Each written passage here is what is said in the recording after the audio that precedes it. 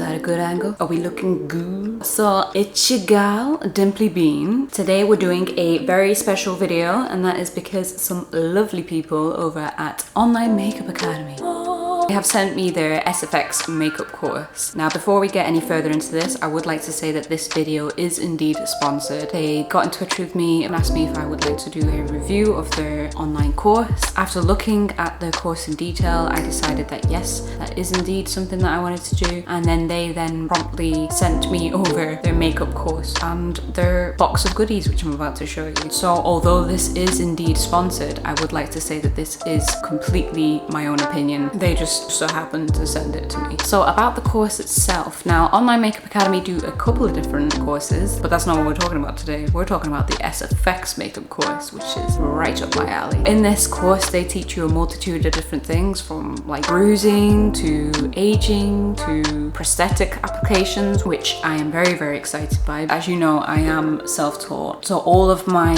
information that I've gotten so far has just been from YouTube videos, which I've already found a couple of situations where I've been taught one thing on a YouTube video and then later found out that that isn't actually the way that you're supposed to do it, which is a bit of a problem, you know. So I am interested to see what things I've been doing wrong this entire time, and techniques that I didn't know about before, just general things that would help me quite a lot. They literally show you how to apply hair. Like, I have no idea how to make a mustache, so I'm very excited at the idea of me being able to make a mustache. What the heck? So I'm hoping that with all these different classes, I will discover new things, and that is all that I could ask for. But obviously, I haven't done any of those classes yet, so I can't really give a review of those yet, although I will be doing soon. Watch this space, you know. Along with these online classes, they also send you a box.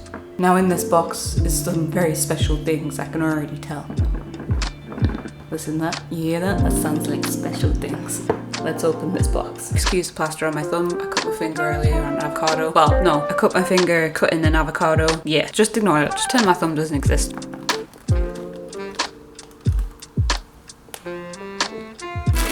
Remove some of this. So first of all, they have their, what I'm guessing are stickers. That's quite nice. The next thing is a little introduction. I'm pretty sure this is part of the Meron makeup kit. Basically gives you a rundown on aging makeup, you know, see how you do it so it's quite subtle, the lines in the face. It's quite interesting.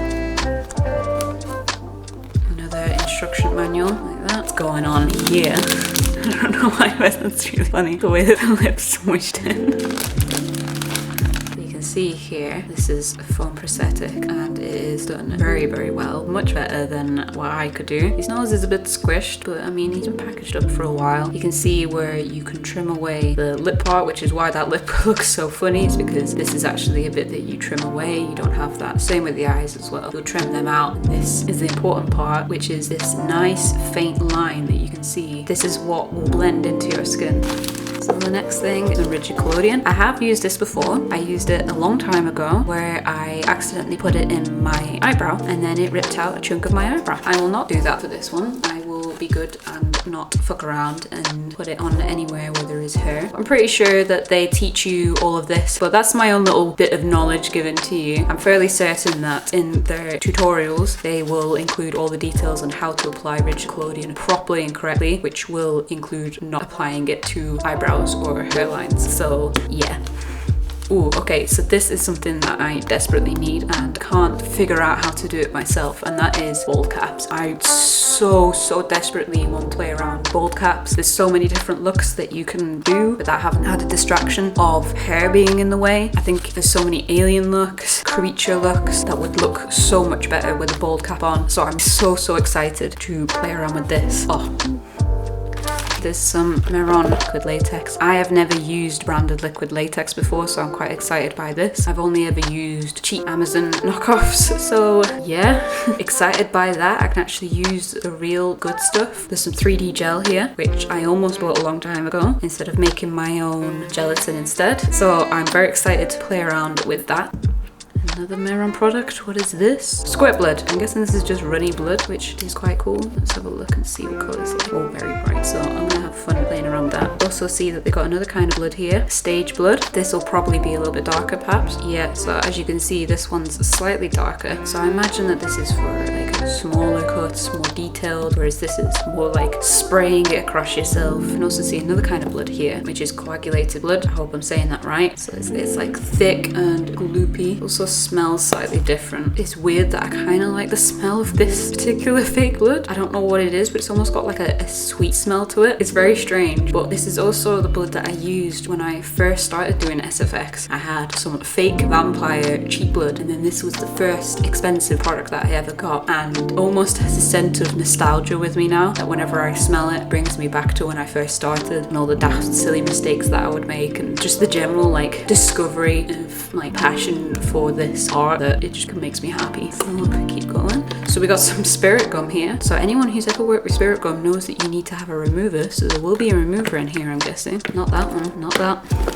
Is it that? There we go. Yes. Spirit gum, you do need a remover with it. That's as much as I know. This is good for when you're working with wax. So you would add the spirit gum to an area, preferably without hair, because it kind of pulls on the hair a little bit. Rub it a little bit on there. Dab it with your finger, and then it would cause a tacky kind of feel for you to stick your wax to, and then you can mold it down with a spatula, or as I used to do with my finger, and then I'd get it everywhere. So this is makeup remover. I am interested to see how strong this is. Another one is barrier spray. You use this at the end. This is essentially a setting spray, but more heavy duty, I imagine, for all of this kind of stuff, you know.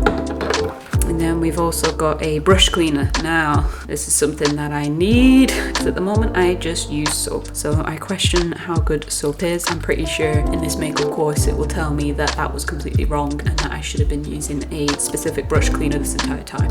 I am a bad makeup artist. So the next one is a Fixative for prosthetic sealer. Ooh, now I have never used this before. I've only ever used Prosade or Spirit Gum, and I'm pretty sure that's incorrect, but I've never found anything online to tell me otherwise. So I'm interested to try out this Fixative A as to how well that sticks on prosthetic. I'm very, very excited to use that.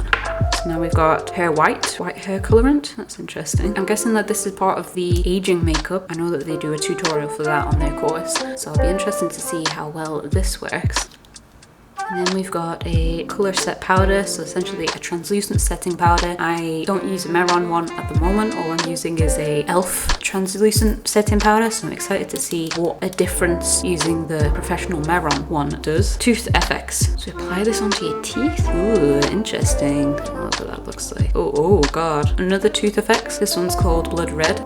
We got a bruise color wheels here. I'm very excited to be taught how to do bruises, because I have watched a couple of tutorials online. I have my own specific way of doing bruises. I like to use a natural coral sponge, and I find that it has like a broken capillary kind of effect. But I don't think that's the way that you're supposed to do it. It's just the way that I like to do. So I'm interested to see how they actually teach us how to do bruises. Mask cover cream blend. See, I've never seen this before. So I'm guessing that this is professional cream makeup to blend your prosthetic into your skin. Now, I don't know how well this will work other than the zombie kind of looks here, because that I can already tell is possibly slightly too dark to match my skin tone, but we'll see. To be honest, the zombie one's probably the closest to my skin tone. I don't know.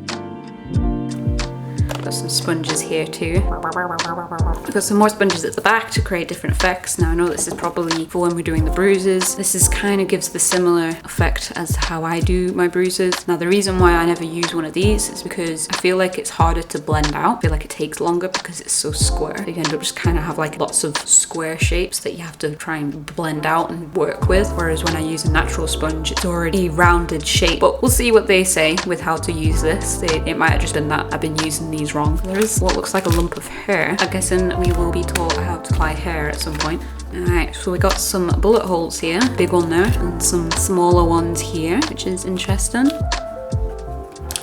Alright, we have some cotton swabs. These are the good cotton swabs that have the pointed end, which are great because not all of them do that, and it's very annoying when you're trying to do like a small detail with this rounded side. It just doesn't work. The pointed end is exactly what you need. So we got a modeling putty wax that would go with the spirit gum that we saw earlier. And I think we got a second one here. Extra flesh. What's the difference? Other than this one being slightly darker. Okay, well, they're gonna probably teach us how to use both of those and what the difference is. So we'll see what happens with that.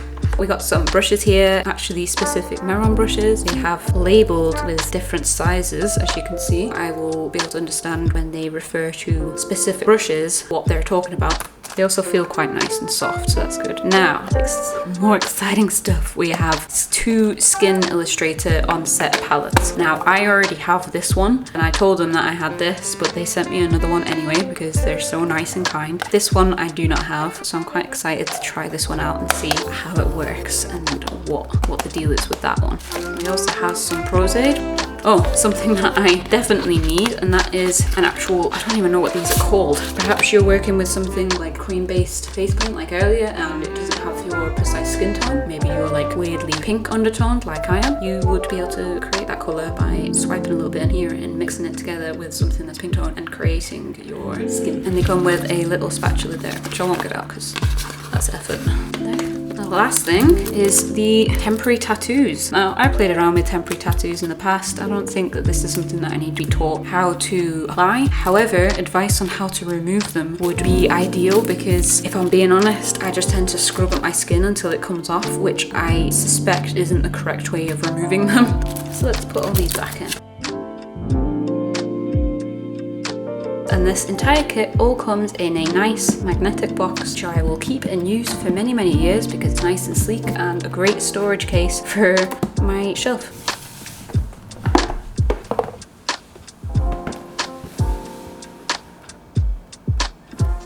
So I hope that you enjoyed this video. I know that I don't do many unboxing videos on this channel, although I do enjoy doing them. I don't know how enjoyable it is for you guys to watch them or not. Let me know whether you like these kind of videos, whether you'd rather me just shut up and stop it. I don't know. Want to see more? Then don't forget to subscribe. If you want to be a full-on stalker, then, you know, click that little bell thingy and that will guide you in the right place. I think it just turns on notifications. So that's it. Hope you have a lovely day.